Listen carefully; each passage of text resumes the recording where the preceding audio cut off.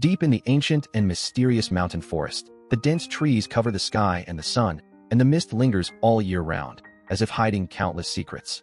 A wolf named Gray Shadow inhabits here. The Gray Shadow is athletic, its muscles surging under its fur like an undercurrent, each leap with the howl of the wind.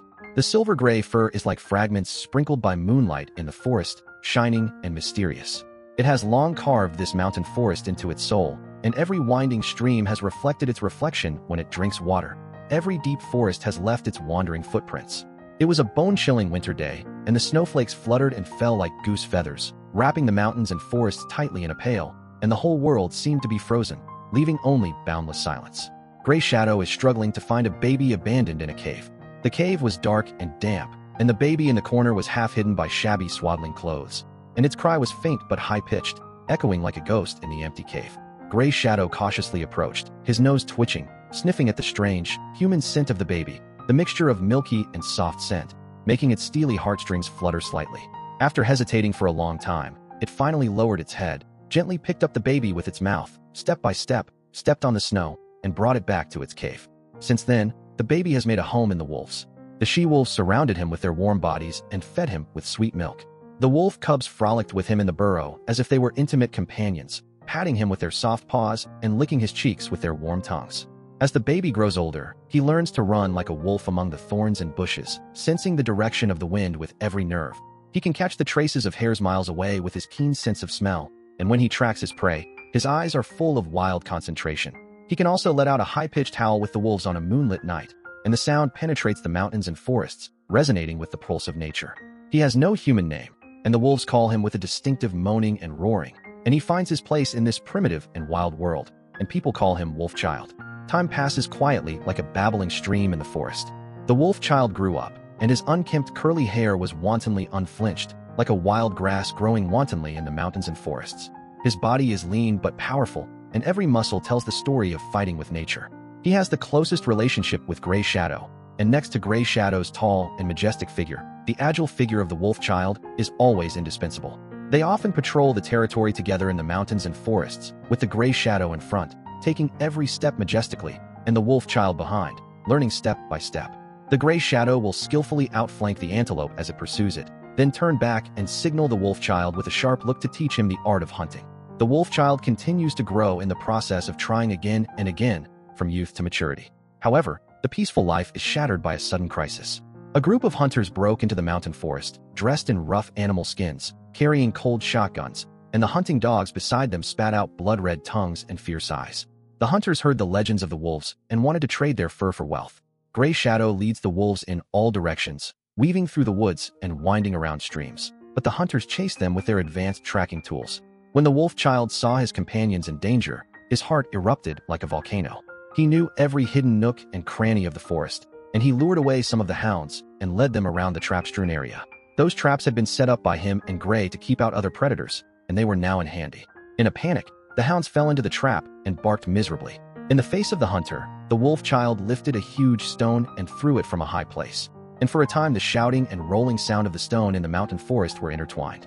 In this thrilling confrontation with humans, the Wolfchild and the Gray Shadow fought side by side, and finally succeeded in repelling the hunters and protecting the peace of the wolves. However, a wave of unevenness has risen again and again.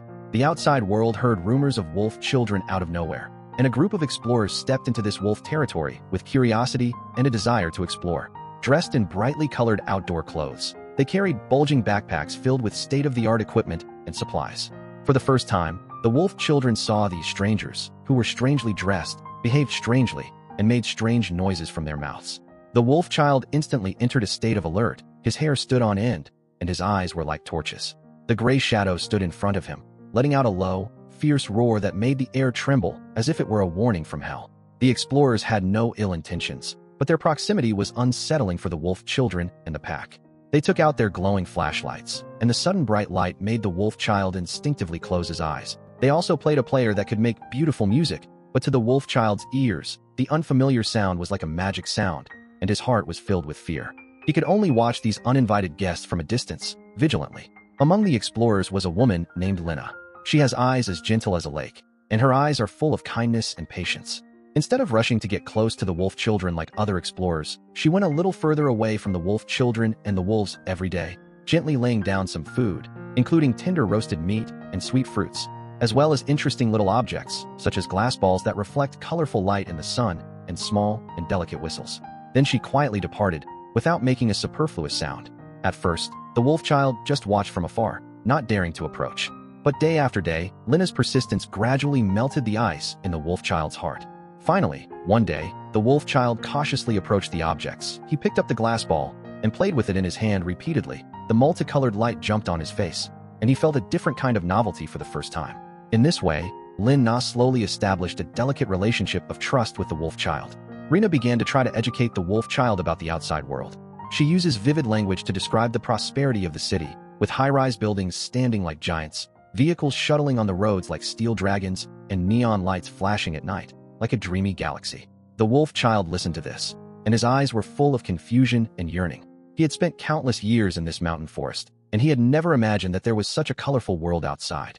The gray shadow seemed to sense the change in the wolf child's heart, and it often let out a long, mournful howl at the moon alone at night, and the voice was full of worry about the unknown. Finally, under Lina's constant persuasion, the wolf child decided to follow her out of the mountains and forests to see the mysterious world outside. On the day of departure, the sun shines through the gaps in the leaves, casting dappled light and shadows.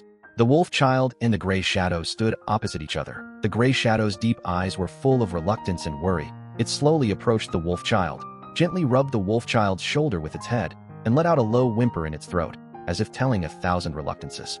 The wolf child's eyes were slightly moist, and he reached out to stroke the fur of the gray shadow. The familiar touch filled his heart with nostalgia, and they communicated in a way that only each other could understand, reminiscing about the bits and pieces of the time in the mountains and forests. The wolf child followed Lina to the city. Everything about the city struck him as something new and shocking. The towering building made him feel like an ant. The endless stream of vehicles, with the sound of whistling wind, swept by. The flickering neon lights illuminate the night as if it were day. He struggled to adapt to the human way of life, from clumsily learning to speak, squeezing word by word out of his throat, to slowly mastering some simple words, from being unfamiliar with various tools, to gradually learning to use them. But deep down in his heart, there was always a soft corner, where the wind of the mountains and forests, the rustle of the leaves, and the warm companionship of the gray shadow remained. However, life in the city is far from what he imagined. The way people look at him is full of strangeness and curiosity, as if he is a monster from another world. After hearing of his existence, scientific research institutions wanted to conduct various studies on him, treating him as a unique experimental subject. The media is also constantly chasing and blocking, trying to dig up his story and get the scoop. In the hustle and bustle and prying eyes, the wolf child felt tired and confused like never before. He began to miss the fresh air of the mountains and forests, the free time of rolling on the grass with the gray shadows, and the joy of howling with the wolves under the moonlit night. On a silent night, the lights of the city trapped him like a cold cage. The wolf child looked at the moon outside the window. The bright moon was no different from the one in the mountains and forests, and the cold light sprinkled on his face aroused his endless thoughts. Unable to suppress his heart's desire any longer, he decided to return to the mountains. Avoiding people's attention, he secretly left the city and set out on his way home. Along the way, like an agile beast, he crossed the dark streets, crossed the river, and ran wildly in the direction of the mountains and forests. When the wolf child stepped into the mountain forest again, the familiar smell of earth and the fragrance of plants and trees came to his face.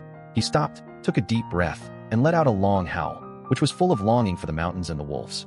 After a while, the gray shadow appeared, its eyes full of surprise, and it pounced on the wolf child like a gray lightning bolt, licking the wolf child's face with its tongue.